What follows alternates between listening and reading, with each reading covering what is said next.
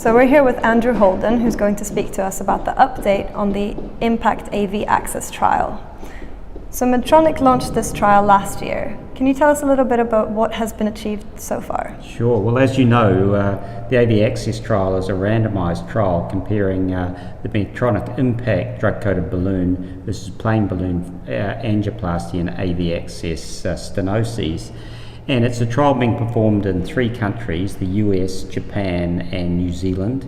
And the trial is underway, as you say, and been rapidly recruiting, or steadily recruiting I should say, and to date roughly 2/3 of the patients have been recruited. That's a 330 patient trial, so around 2/3 of the patients have been recruited.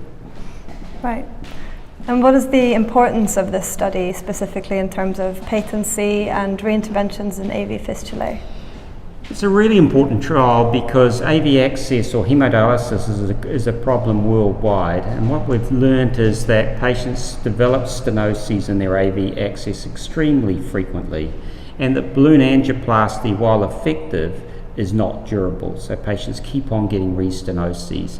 And the promises we've learnt with drug-coated balloon technologies and lower limb arterial interventions is that it can minimise restenosis. It's important to show whether the same is true for AV access. So this trial is really going to be incredibly important to see whether we can lengthen the amount of time that patients survive without intervention for their stenotic disease. Right. So how many patients have you treated as part of this trial in New Zealand, and what were your impressions?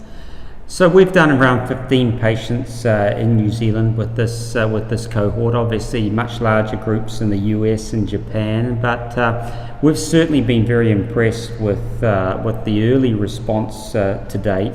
These patients are all treated with a high pressure balloon angioplasty at the start and then randomised to plain balloon or drug-coated balloon.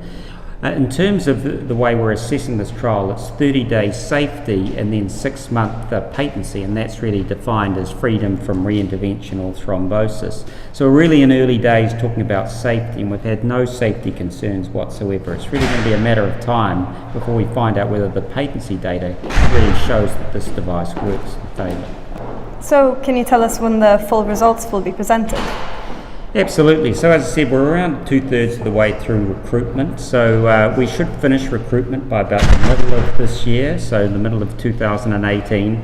And the trial, as I mentioned, is 1 month safety endpoint, but a 6-month patency endpoint. So it's going to be at least 6 months after that we start seeing that patency data.